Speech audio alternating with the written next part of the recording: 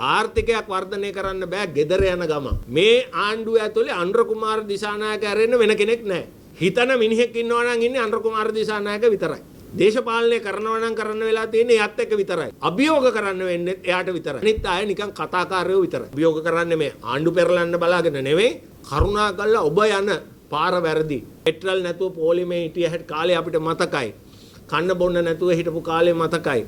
අපිට ඒ වගේ දුර්දාන්ත අවාසනාවන්ත යුගයකට නැවත පැමිණෙන්න බෑ. ජනතා විමුක්ති පෙරමුණ රජයට කියන්න බලයට පෙර රට ගැන හිතන්න රටේ ධනය ගොඩනගන්න කියන තේමාව යටතේ තමයි අපි කතා කරන්නේ. අද අපිත් එක්ක එකතු වෙලා ඉන්න මේ සියලු දෙනාම මේ ලංකාවේ පසුගිය කාලය පුරාම මේ රට වෙනුවෙන් යම් කිසි හෝ දායකත්වයක් කරපු හොරු නොවන මිනිස්සු. දැන් ජනතා විමුක්ති පෙරමුණ හැමතිස්සෙම තමන්ගේ අනේක හඳුරන්නේ හොරු කියලා. දූෂිතයෝ කියලා. නමුත් මේ පේලිය දෙහා බැලුවම පේනවා අපි විපක්ෂයේ ඉන්නේ අපි හොරු නෙවෙයි අපේ ඉතිහාසය මේ ලංකාව තුල කරපු දේ කියපු දේ අපි හැමදාම ඔප්පු කරලා පෙන්නලා තියෙනවා. දැන් මේ මාධ්‍ය හමුවේදී අපිට කතා කරන්නට වෙන්නේ ලංකාවේ තියෙන ලංකාවට මුහුණ දෙන්න වෙන ඉතා භයානක අනතුරක් සම්බන්ධයෙන් තමයි අපි කතා කරන්නේ. ඒ නිසා මේ අනතුර නිසාම අපිට වෙලා තියෙනවා විශාල ව්‍යාපාරයක් ගොඩනගන්න මේ රට හරි මගට ගෙනියන්න. දැන් මේ අවස්ථාවක් මම කරගන්නවා මේ අනුර කුමාර ජනාධිපතිතුමා අවස්ථා දෙකකදී කියපු කතා දෙකක් ගැන කියලා අපේ අරමුණ පැහැදිලි කරන්න. අනුර කුමාර ජනාධිපතිතුමා එක්වරක කිව්වා මේ මාධ්‍ය ප්‍රකාශ කරලා මිනිස්සු මාධ්‍ය ඉන්ද්‍රිය අඬනවායි කියලා. දැන් අපිට අනුර කුමාර ජනාධිපතිතුමාට කියන්න තියෙන්නේ අපි අඬන්නේ අපි වෙනුවෙන් නෙවෙයි ඔබතුමා ඇතුළු ජනතා විමුක්ති පෙරමුණ රජය විසින් මේ ගෙන යන අමනෝඥ වැඩපිළිවෙල හින්දා රටට වෙන අනතුර ගැන අපිට අඬන්න වෙලා තියෙනවා. දෙවැනි එක තමයි අපි කියන්නේ අනුර කුමාර ජනාධිපතිතුමා වරක නෙවෙයි කීප වරක් කිව්වා විපක්ෂයට හෝ ඔහුට විරුද්ධව ප්‍රතිවිරුද්ධ අදහස් දරන දේශපාලනය කරන අයට ඔහුට වඩා හොඳ දේශපාලනය කරන්න කියලා. අපි කියනවා අනුර කුමාර මහත්තයෝ ඔයා කරන දේශපාලනය අපිට නම් හොඳ නෑ. රටට නම් හොඳ නෑ. ඇයි අපි එහෙම කියන්නේ? ඉතා බරපතල අගාධයකට ලංකාව තල්ලු වෙමින් සිටින මොහොතක පහුගිය මාස 6ක ශේෂපත්‍රය දිහා බැලුවම ඔහු අපි දන්නවා ඒක ප්‍රමාණවත් නෑ අලුත් ආණ්ඩුවකට නැවත සලකා බලන්න. නමුත් මේ යන පාර හොඳ නෑ කියලා අපිට කියන්න වෙනවා. දැන් සරල උදාහරණයකට කිව්වොත් මේ අද ලංකාවේ රටවැසියන්ට දැනගන්නට ලැබෙන්නේ ඇති ලංකාවේ විදේශ සංචිත ප්‍රමාණය ඩොලර් බිලියන 6.3 දක්වා අඩු වුණයි කියන කතාව. يعني 3%කින් අපේ තිබුණු සංචිත ප්‍රමාණය අඩු වුණා අද මේ උදාසන වෙනකොට. ඒ වගේම IMF අස්තමේන්තුව අනුව 2025 වර්ෂයට තිබුණේ 105ක වර්ධන වේගයක්. ඒ 105 වර්ධන වේගය 24 අවසාන වෙනකොට ළඟා කරගත හැකි ඉලක්කයක් බවට තිබුණේ. ඒ කියන්නේ World Bank report එක අනුවම 105ක් 4.5ක ඉලක්කයක් තිබුණත් එය 5 දක්වා වර්ධනය වුණා. නමුත් මේ අවුරුද්දේ ලෝක බැංකුව කියනවා හිතුවේ අවුරුද්ද මුලදී 3.5ක වර්ධනයක්. නමුත් දැන් ලෝක බැංකුවේ සභාපතිත් ඇවිල්ලා තියෙන වෙලාවේ කියනවා ඒක 3.1ට දක්වා අඩු වෙනවායි කියන. දැන් අවුරුද්දක් ඇතුළත මේක මෙහෙම වෙන්නේ කොහොමද? අනුර කුමාර සහෝදරයා හරි වැඩක් කරනවා නම් මම හරි කියලා කතා කරන්නේ දේශපාලනය නෙවෙයි ආර්ථික කළමනාකරණය. මෙහෙම වෙන්න විදියක් නැහැ. දැන් මේ පසුබිම ඇතුලේ තමයි අපි සියලු දෙනාම එකතු වෙලා තියෙන්නේ මේ දිනන දකුණ සංවිධානය ගොඩනගන්න. ඒ කිසි දෙයක් නිසා නෙවෙයි එක පැත්තකින් ජනතා විමුක්ති පෙරමුණ රජයට බල කරන්න ඔබේ වාමාංශික වැඩපිළිවෙල තුලින් රට ගොඩ ගන්න බෑ කියලා. අනිත් පැත්තෙන් සමාජයට ඒත්තු ගන්නන්න මේ රට තුල අපි මුහුණ දෙන්න මේ අභියෝගය ජය ගන්න නම් අපි අපේ ධනය වර්ධනය කරන දේශපාලන ප්‍රතිපත්තියකට යා යුතුයි කියලා. දකුණ කියලා අපි කියන්නේ ධනය වර්ධනය කරන සාමූහිකය. ධනය වර්ධනය කරන්නේ නැතුව මේ රටට ගොඩ යන්න බෑ. මාස 6ක් අපි බලාගෙන හිටිය අනුර කුමාර දිසානායක මහත්මයා කොයි ආකාරයටද මේ වැඩපිළිවෙල ගෙන යන්නේ කියලා අපි අද මේ මාධ්‍ය සාකච්ඡාව තියන්නේ ජනතා විමුක්ති පෙරමුණේ පළාත් පාලන මැතිවරණයේ ප්‍රතිඵල පිළිබඳව පෝස්ට්මෝටම් තියන්න නෙවෙයි. අපිට අවශ්‍ය නැහැ. අපිට අවශ්‍ය වෙලා තියෙන්නේ මේ රට කඩා වැටෙමින් තියෙන තත්ත්වය පිළිබඳව ජනතාවට අනතුරු අඟවන්න සහ ඒ අනතුරු වළක්වා ගැනීම සඳහා සමාජය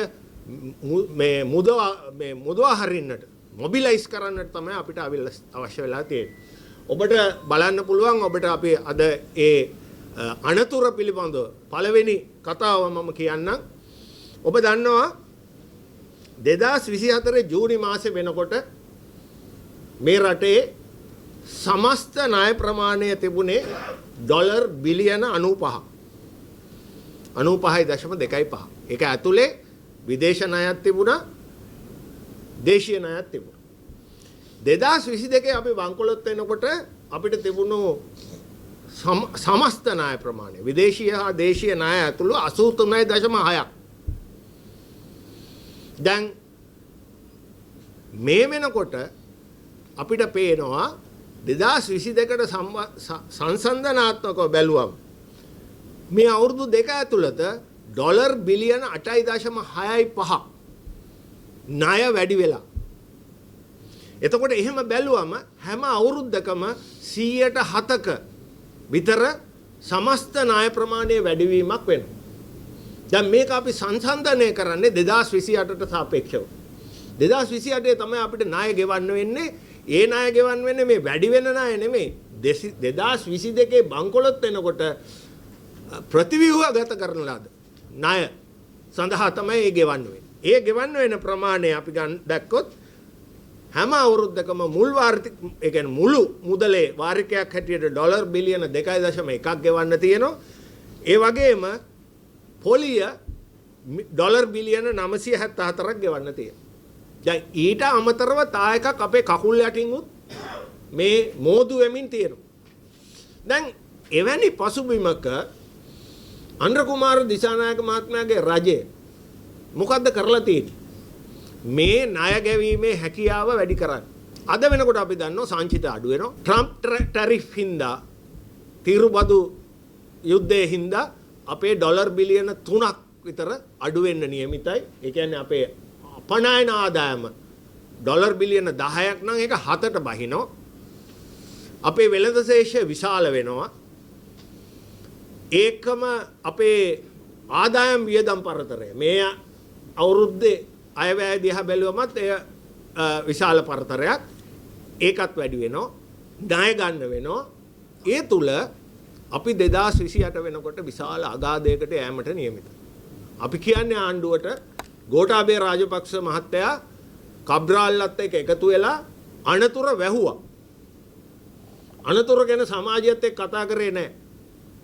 අනතුර වහලා අවසානයේ සමාජයට ඊටාම මේ භයානක ලෙස සමාජයේ අනතුරට නිරාවරණය කරා. දැන් අද අනුර කුමාර දිසානායක මහත්මයාගේ දේශපාලන මූලධර්මය බැලුවොත් ඒ අනුගමනය කරන බවමයි පේන්නේ. සිංහල බෞද්ධ ජනතාව රවට්ටන්න බලනවා එක පැත්තකින්. අපි කියන්නේ දලදා ප්‍රදර්ශනයේ වැරදි කියලා. නමුත් ඒකේ ද්විතික අරමුණුනේ ලංකාවේ සිංහල බෞද්ධ ජනතාවගේ ආකර්ෂණය දිනා ගන්න. නමුත් ප්‍රතිඵල පෙන්නනෝ ඒක හම්බුනේ නැහැ කියලා. ඒ වගේම මැයි දිනය පැවැත්වලා ගෝල් ෆේස් පිටියේ ලක්ෂ සංඛ්‍යාත ජනතාව ගෙනලා ඇස් බැඳුමක් කරලා ඡන්දේ ගන්න හේතුව ඒකත් උනේ නැහැ. විජිත හේරත් කියන විදියට ගෙදර යන ගමන් හොරු අල්ලන්න ගියා. හොරු අල්ලලත් නැහැ. එහි ප්‍රතිඵලය තමයි ලංකාවේ ජනතාවෙන් 70%ක් ජනමතය අනුව මේ දිනාගත්ත ආයතන වලට නැහැ. 140ක් ඡන්ද දෙන්න ගියේ නැහැ. තවත් 25ක් 50ක් ඡන්දේ දුන්නු අයගෙන් වැළකුණා. ඒ කියන්නේ 60ක් ඡන්දේ භාවිතා කරා නම් 60න් 30යි. එතකොට 40යි 30 70ක් මේ ආණ්ඩුවත් එක නැහැ. ඇයි මේ ආණ්ඩුවත් එක නැත්තේ? මිනිස්සුන්ගේ ප්‍රධාන බලාපොරොත්තු උනේ මොකද්ද? තමන්ගේ දරුවා, තමන්ගේ පවුල, තමන්ගේ අනාගතය මේ රඩියලව විසඳගන්නේ කියලා. ඒ බලාපොරොත්තුව බිඳුණු බව, බොඳ වුණු බව තමයි මේ පෙන්වන්නේ. එතකොට බිමල් රත්නායක මහත්මයා ඊයේ ඇවිල්ලා කියනවා අපි ලොවෙත් නැති වෙන්න, ලොවි ගහෙත් නැති වෙන්න වැඩ කරලා පෙන්නන්නම් කියලා. හිත ඇත්තම් පත කුඩාද කියලා කතාවක් තියෙනක ඇත්ත. හැබැයි මිත්‍රවරුනි අපි රජයට කියන්න වෙනවා එහෙම කරන්න බෑ ආර්ථිකයක් වර්ධනය කරන්න. ආර්ථිකයක් වර්ධනය කරන්න බෑ gedara යන ගම. ඒකට මූලෝපායක් තියෙනවා. දැන් අපි කොපමණ විවේචන තිබුණත් රනිල් වික්‍රමසිංහ මහත්මයා ගැන ඔහු 100%ක වර්ධන වේගයක් 2024 පෙන්නලා දුන්නා. ඒ 4.4යි බලාපොරොත්තු වෙන 100%ක වර්ධන වේගයක් ලැබුණා. ඉතින් එහෙමනම් මේ ආණ්ඩුවට මොකද වුනේ? දැන් 3.1ට බහින්න. ඉතින් ඒ නිසා අපි මේ සාමූහික හැටියට අපි ශපථ කරනවා. මේ අනතුරෙන් රට බේරාගත යුතුයි. මොකද ඒ රටේ බේරා ගැනීමේදී රට විතරක් නෙවෙයි අපි සියලු දෙනාම මේ උවදුරට මැදි වෙනවා. පෙට්‍රල් නැතුව පොලිමේ හිටිය හැට කාලේ අපිට මතකයි. කන්න බොන්න නැතුව හිටපු කාලේ මතකයි. අපිට ඒ වගේ දුර්දාන්ත අවාසනාවන්ත යුගයකට නැවත පැමිණෙන්න බෑ. අන්න ඒ නිසා අපි දැඩිව විශ්වාස කරනවා මේ දිනන දකුණ සාමූහිකය විසින් එක පැත්තකින් මේ රජයට අපි අභියෝග කරනවා. අභියෝග කරන්නේ මේ ආණ්ඩු පෙරලන්න බලාගෙන නෙවෙයි මේ ප්‍රතිපත්ති මේ වෙනසක් කර ගැනීම. දෙවැනි එක අපි සමාජයට කියනවා කරුණාකරලා ඔබ යන පාර වැරදි. ඔබ ගමන් ගන්න පාර 1994 ඉඳලා අද වෙනකන් ධනය වර්ධනය කරන්නට නෙවෙයි රජයන් පෙළඹුණේ. 2094 ඉඳලා අදත් පෙන්වන්නේ ඔය 130ක් හැටියටත් ඔවුන් විශ්වාස කරන්නේ මේ ඒ කියන්නේ ධනය බෙදා හැරීමේ ව්‍යාපාරයට තමයි කැමැත්ත. ලංකාවට ඒක කරන්න බෑ තවදුරටත්. ලංකාවට ඔරොත්තු දෙන්නේ නැහැ. ලංකාව කඩා වැටෙනවා. ඒ කඩා වැටීමේදී ඔබත් මමත් සියලු දෙනාම කඩා වැටෙනවා.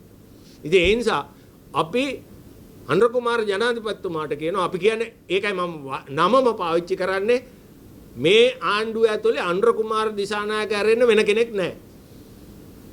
කැබිනට්ටුවක් තිබුණාට ඒ කැබිනට්ටුවේ වැඩක් නැහැ.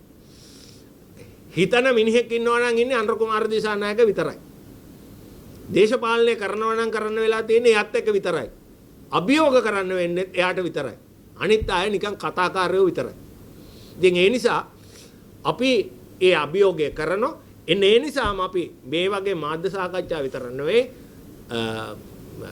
රියල් ටයිම් ඉන්ෆර්මේෂන් දෙන්න අපි අද මේ කරනවා sltruthmeter.com කියලා අපි අපේ වෙබ් අඩවිය මේ ආර්ථිකයේ විනාශය කඩාවැටීම පිළිබඳව අපි දිගින් දිගටම යාවත් කාලීන කරනවා මේක දිනෙන් දින. ඒ කියන්නේ කොහොමද ණය වැඩි වෙන්නේ? 2028 වෙනකන් ණය වැඩි වෙන හැටි ජනතාවට අපි මීටරෙන් කියනවා. එතකොට දේශපාලඥයන්ට ඒකට උත්තර හොයන්න වෙයි. ඉතින් ඒ වගේම අවසාන වශයෙන් මම කියන්නේ අපි ව්‍යාපාරයේ ගොඩනගනවා. අපි ආරාධනා කරනවා ලංකාවේ ඉන්න සියලුම සබුද්ධික පුරවැසියන්ට අපිත් එක්ක එකතු වෙන්න. දකුණ කිව්වම වරද්ද ගන්න එපා. දකුණ කියලා අපි කියන්නේ ධනය වර්ධනය කිරීමට පෙළ ගැහෙන ව්‍යාපාර. දැන් හුඟ දෙනෙක් හිතනවා අපි අපි හුඟ දෙනෙක් මේ පිටිපස්සේ ඉන්න අය එක්සත් ජාතික පක්ෂයේ සමගි යන බලවේගයට සම්බන්ධ වෙච්ච අය තමයි. නමුත් අපි මේ දේශපාලනය ඒ හිඩැස් අපි දකිනවා.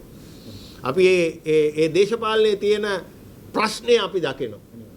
ඒ නිසා අපි රටට අලුත් දේශපාලන ව්‍යාපාරයක් හඳුන්වලා දෙන්න තමයි අද බලාපොරොත්තුව.